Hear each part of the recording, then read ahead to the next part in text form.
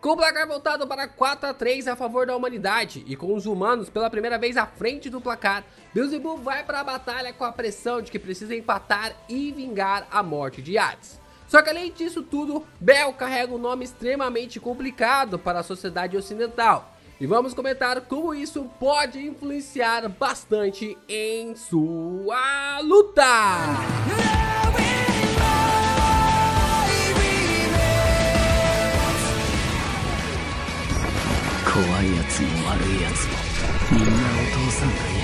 Yo, Geeks, aqui é o LP e vocês estão no canal do Geek Brasil. Fiquem ligados porque esse vídeo contém spoilers do mangá de Shumatsu no Valkyrie. Sim, pessoal, vamos falar aqui um pouco sobre a história de Beelzebub, né? Vamos falar então um pouquinho sobre a história de Bel e toda a sua influência, né? O deus realmente sad boy que pode empatar tudo. O cara realmente que sai de um deus para ser classificado como um demônio, né? Sabe? Para ser classificado realmente como um demônio pela Igreja Católica, pelo catolicismo. Então, se vocês estão empolgados com esse vídeo, já deixem um like, se inscrevem aqui no canal, ajuda a gente realmente a chegar na nossa meta de 100 mil inscritos até o final do ano. Falta bem pouco pra gente chegar na nossa meta de 100 mil inscritos até o final do ano. E compartilha esse vídeo com seus amigos, porque tem muita coisa legal pra gente falar de Shumatsu por aqui. Aí, vamos lá, né? Vamos comentar aqui sobre o Bel, né? O personagem realmente que foi apresentado pra nós como um deus sad boy. Tava faltando realmente ali um caráter mais clichê, assim, de um sad boy. A gente já viu vários caráteres ali envolvendo várias personalidades ali que apareceram durante o mangá. E tava faltando um sad boy e o Beelzebub acabou abraçando realmente essa formação. O personagem que quer tanto morrer, né? Tá procurando ali alguém que seja capaz de matá-lo, né? Ele até mesmo cria ali o Rajun com essa possibilidade, com essa intenção de criar um ser, de fazer um experimento para que ele pudesse ser morto por esse experimento. E aí nós ficamos pensando sobre o que poderia ser este ser que poderia levar o Beelzebub até essa questão, até realmente ser morto e definitivamente poder, entre aspas, descansar. E por que ele quer isso, né? Por que ele realmente tem essa ideia?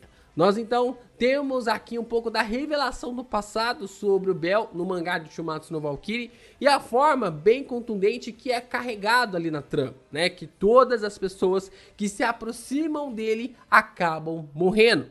Tanto ali Lúcifer e os seus companheiros, quanto também Lilith, foram vítimas da própria personalidade maligna, que é o Satanás que está dentro ali do Beelzebub.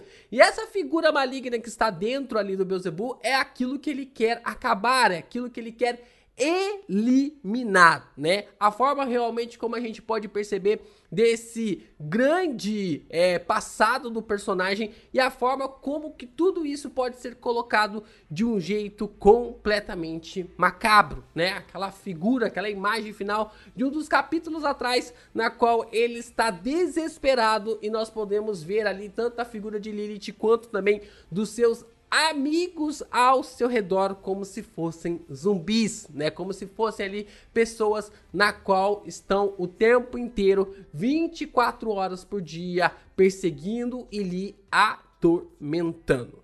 Então, nós temos então mais detalhes sobre o passado do personagem e a forma como esse deus foi colocado ali no mundo, na mitologia, nessa forma realmente como é representado em Shumatsu no Valkyrie, a um demônio no catolicismo.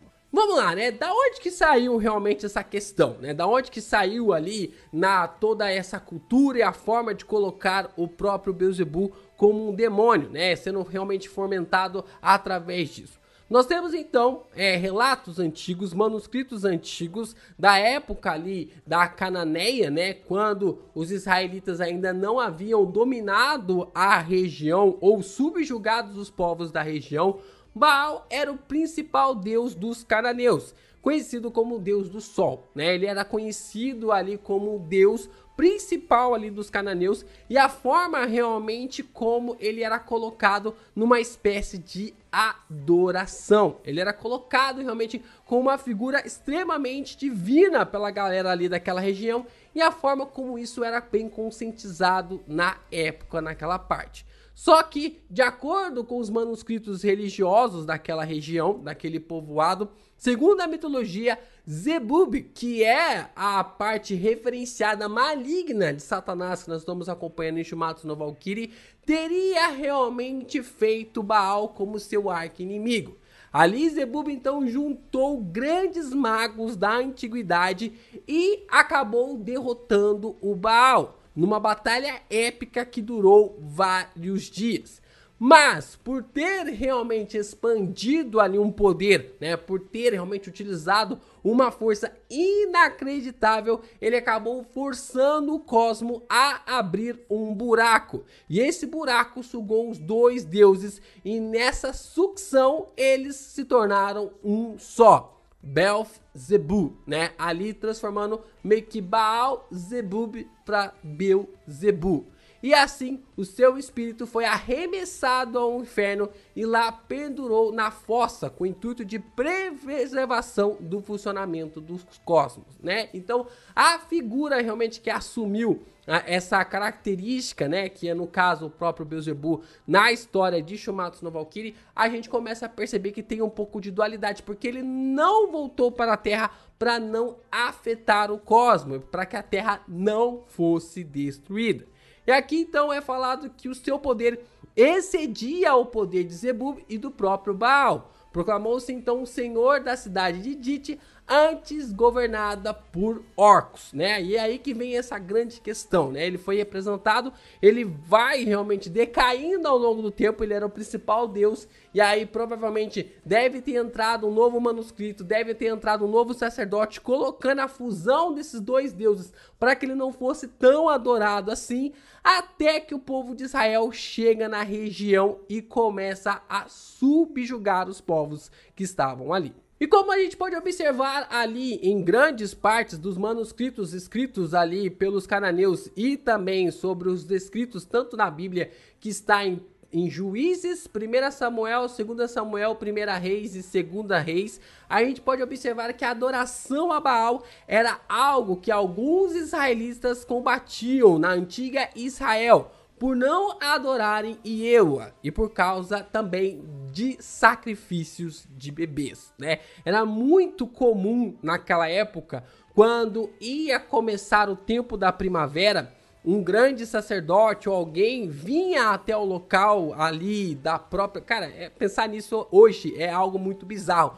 Mas era muito comum isso acontecer. O sacerdote ali que adorava o deus Baal, ele pegava ali a criança, matava a criança e jogava ali o sangue dessa criança nessas plantações, nessa forma realmente que isso era colocado, e é por isso que o povo de Israel acabava batendo de frente com essas realmente essas adorações, que para eles era algo completamente bizarro já naquela época. Esse dogma foi tão impregnado entre os israelitas, né, de que eles deveriam combater Baal, não importa o preço, não importa realmente as circunstâncias, que os principais deuses da Cananeia se transformaram em demônios. Ao longo do tempo, eles se transformaram em demônios no judaísmo misticismo. E é daí que vem a árvore de Cabala, tanto para a árvore do submundo, quanto também da árvore de Sefirot, né? Então, aqui a gente começa a perceber esse decaimento do próprio Belzebu. Ele era colocado como Baal, o principal deus ali dos cananeus. Ele é rebaixado ali para Belzebu, nessa forma realmente na qual ele não era mais tão adorado assim.